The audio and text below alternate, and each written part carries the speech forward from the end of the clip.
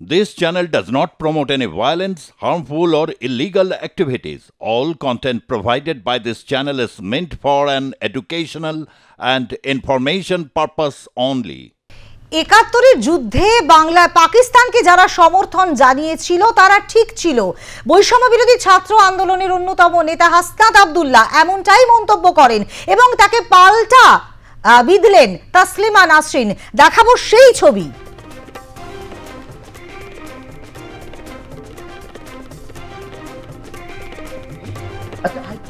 আমরা ধরে নেই একটা হাইপোথেটিক্যাল ওয়ার্ল্ডে এটা ইন্ডিয়ার ভিক্টরি, আমরা ধরে নিচ্ছি এটা ইন্ডিয়ার ভিক্টরি। তার মানে পাকিস্তানের সাথে ইন্ডিয়া যুদ্ধ করেছে এবং ইন্ডিয়ার বিজয় হয়েছে। তার মানে তৎকালীন সময়ে যারা পাকিস্তানের পক্ষে ছিল, তো তার মানে তাদের অবস্থানটা তাহলে সঠিক ছিল না? আমি জাস্ট প্রশ্ন করছি, এটা কিন্তু উত্তর না। আমি প্রশ্ন করছি, এটা উত্তর না।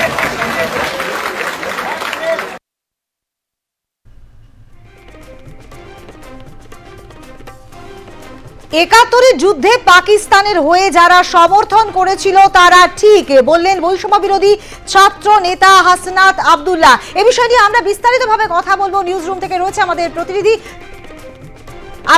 প্রতিনিধি সরাসরি রয়েছে সুচারু মিত্র। সুচারু, একাত্তরের যুদ্ধে পাকিস্তানকে যারা সমর্থন করেছিল তারা ঠিক ছিল, এমনটাই মন্তব্য করেছেন হাসনাত আব্দুল্লাহ। যেমনটা আমরা ছবি দেখলাম, তার বক্তব্যও শুনলাম, কি বলবে?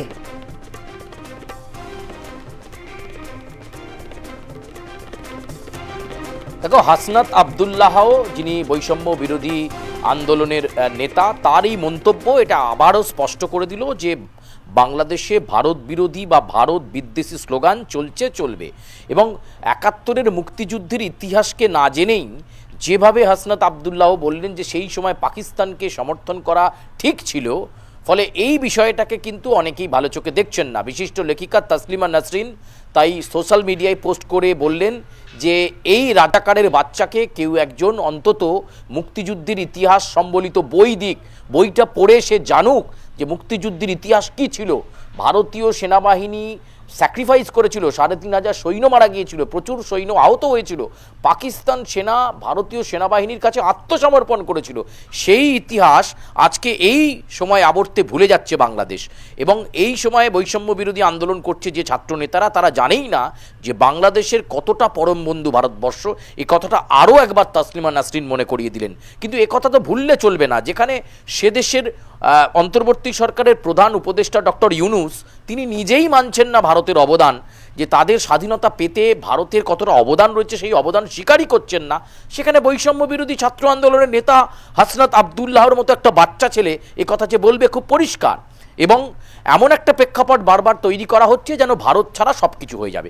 কিন্তু ভারতীয়রাই বারবার প্রশ্ন তুলছে যে এতই যদি ভারত ছাড়া স্বাবলম্বী হয়ে যায় বাংলাদেশ, একাত্তরের মুক্তিযুদ্ধে কোনো হেল্প করেনি, কোনো সাহায্য করেনি সেই সময় ভারতবর্ষ, তাহলে বাংলাদেশকে কেন ভারত থেকে আলু, পেঁয়াজ, রসুন, আদা, এমনকি রাস্তা তৈরি করার জন্য স্টোন চিপ বর্ডার পেরিয়ে নিয়ে যেতে হয়? বন্ধ করে দিক না সেগুলো। ফলে এই প্রশ্ন কিন্তু উঠছে এবং বারে বারে ভারত বিদ্বেষী কার্যকলাপ মাথাচাড়া দিচ্ছে। যেখানে ডক্টর ইউনূস অন্তর্বর্তী সরকারের প্রধান, তিনিও সেটাকে বাধা দেওয়ার কোনো চেষ্টাই করছেন না, তার কোনো সদিচ্ছাই নেই। সংখ্যালঘু হিন্দুদের ওপর বারে বারে আক্রমণ হয়ে চলেছে, সেই আক্রমণের ওপর তার নজর নেই। ৩.৫ মাস পর তিনি স্বীকার করলেন, হ্যাঁ সংখ্যালঘুদের উপর আক্রমণ হয়েছে, কিন্তু তিনি কি ব্যবস্থা নিয়েছেন? যারাই আক্রমণ করেছেন তাদেরকে চিহ্নিত করা হয়েছে, উল্টে যারা আক্রান্ত হয়েছেন, চিন্ময় কৃষ্ণ দাস ব্রহ্মচারীর মতো যে সনাতনী সন্ন্যাসী গ্রেপ্তার হয়েছেন, তার অনুগামী যারা, তাদেরকে মিথ্যে মামলা দেওয়া হয়েছে। যেখানে ফারাদ মাজারের মতো বাংলাদেশের বিশিষ্ট কবি বলছেন কোনো রাষ্ট্রদ্রোহী কাজ করেননি চিন্ময় কৃষ্ণ দাস ব্রহ্মচারী, তাকে আটকে রাখাটা ঠিক হচ্ছে না, বাংলাদেশ সম্পর্কে অন্যান্য দেশে ভুল বার্তা যাচ্ছে। ঠিক তার এই কথা ইউনূসকে বলার ২৪ ঘন্টা পরেই দেখা যাচ্ছে চিন্ময় কৃষ্ণ দাস অনুগামীর প্রায় ১৪৭ জনকে বিভিন্ন ধরনের জামিন অযোগ্য ধারায় মামলা দেওয়া হলো। ফলে এটা খুব বলা যেতে পারে মানে এরকম মন্তব্য আসবে না, এটাই বোধহয় ভুল ভাবনায় ছিল। এইরকমই মন্তব্য এখন আসবে এটাই ভেবে নিতে হবে এবং ঠিক তাই হয়েছে। হাসনাত আব্দুল্লাহও সেই মন্তব্যই করেছেন। তিনি বলেছেন মুক্তিযুদ্ধের সময় বা ৭১-এ পাকিস্তানকে সমর্থন করাটাই একদম শ্রেয়। ফলে এই যে মুক্তিযুদ্ধের ইতিহাস না জেনেই হঠাৎ করে বেফাস মন্তব্য করে দেওয়া এবং সেই মন্তব্যকে কেন্দ্র করে সেদেশে বিতর্ক তো তৈরি হলোই, এমনকি বিশিষ্ট লেখিকা তাসলিমা নাসরিন তিনিও কিন্তু স্পষ্ট করে দিলেন যে হাসনাত আব্দুল্লাহকে কেউ মুক্তিযুদ্ধের বইটা দিক। একদমই তাই, একদমই তাই। ইতিহাসকে না পড়েই বৈষম্য বিরোধী আন্দোলনের নেতারা একটার পর একটা ভারত বিদ্বেষী মন্তব্য করছেন, যে মন্তব্য কাঙ্ক্ষিত নয় বলেই মনে করছেন বিশেষজ্ঞরা। একদমই তাই সুচারু। সুতরাং ভারত বিদ্বেষী আরো একটা মন্তব্য কিন্তু করেছেন বৈষম্য বিরোধী ছাত্র আন্দোলন নেতা হাসনাত আব্দুল্লাহ। এই বিষয় নিয়ে আমরা কথা বলবো প্রতিরক্ষা বিশেষজ্ঞ আর.কে শ্রীবাস্তবের সঙ্গে। ইতিমধ্যেই তিনি রয়েছেন আমাদের সঙ্গে। মিস্টার শ্রীবাস্তব, আপনাকে স্বাগত জানাই। দুদিন আগেই 16ই ডিসেম্বর কিন্তু বিজয় দিবস পালিত হলো এবং সাড়ম্বরে, এবং তারপরে ঘটনা আবর্তে কিন্তু নানান বিষয়গুলো উঠে আসছে। সংখ্যালঘুদের উপর নিপীড়ন এখনো বন্ধ হয়নি। আবারও এই বৈষম্য বিরোধী ছাত্র আন্দোলন নেতা হাসনাত আব্দুল্লাহ তিনি কিন্তু বলছেন পাকিস্তানের হয়ে যারা সমর্থন করেছিল তারা ঠিক ছিল। আবারও ভারত বিদ্বেষী একটা মন্তব্য করা হচ্ছে। কি বলবেন এই বিষয় নিয়ে, আপনার মতামত কি? নমস্কার, আপনি খুব ভালোই প্রশ্ন করেছেন। হাসনাত একটা বাচ্চা, পুরোপুরি আমরা দেখতে পাচ্ছি যে আমাদের বাংলাদেশের 17 কোটি ভাই বোনরা যারা আছেন ওরা দুভাগে আছেন।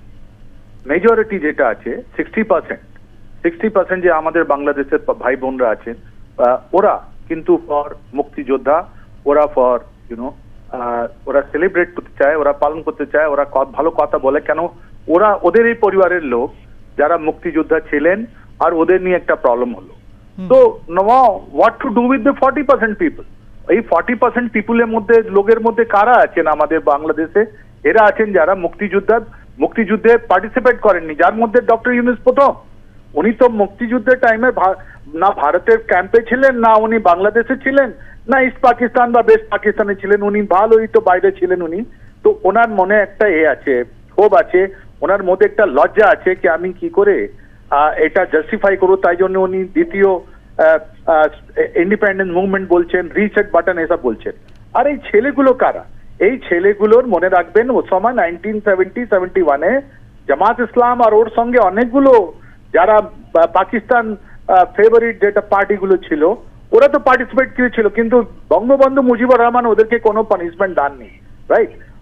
ইট ইজ অনলি আফটার 1975 যখন ওনার হত্যা করা হলো, তারপর থেকে যখন শেখ হাসিনা আসলেন পাওয়ারে ওদেরকে খোঁজ খবর নেওয়া হলো। আর আমাদের কলকাতা থেকে একজন আর্মি অফিসার যিনি পার্টিসিপেট করছিলেন, নিজের আইডেন্টিটি লুকিয়ে বিয়ে করে ইনি স্কুলে ছিলেন, ওনাকে ধরে নিয়ে যাওয়া হলো আর ওনার এগেনস্টে একটা লিগাল প্রসিডিংস নেওয়া হলো আর উনি করলেন। নাও আজকে 16 ডিসেম্বরের পর দুদিন পর এইটা হাসনাত যেটা করেছে, তো আমার তো একটাই কথা আছে, হাসনাতকে সিডি পাঠিয়ে দেওয়া। উনি যদি অ্যাড্রেস দেন আমাদের R+কে, তাহলে আমরা ওনাকে, আমাদের হিন্দি ছবি আছে পুষ্পা 1 and 2।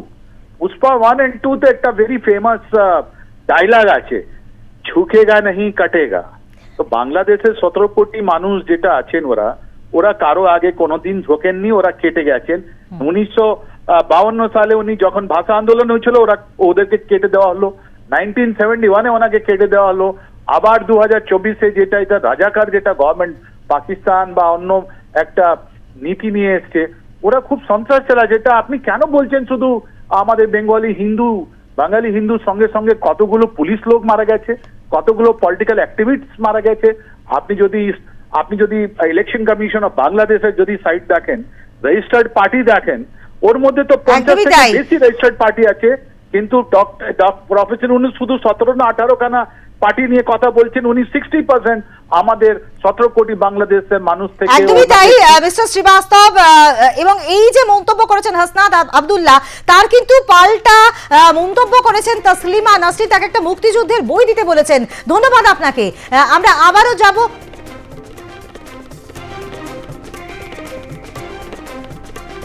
একাত্তরের যুদ্ধে পাকিস্তানের হয়ে যারা সমর্থন করেছিল তারা ঠিক ছিল। আমরা আবারও ফিরবো আমাদের প্রতিনিধি সুচারু মিত্রের কাছে। বাংলাদেশের মুক্তিযুদ্ধে ভারতের অবদানকে রীতিমতো ভুলে গেছে বাংলাদেশের মানুষ। সুচারু, যেমনটা তুমি বলছিলে,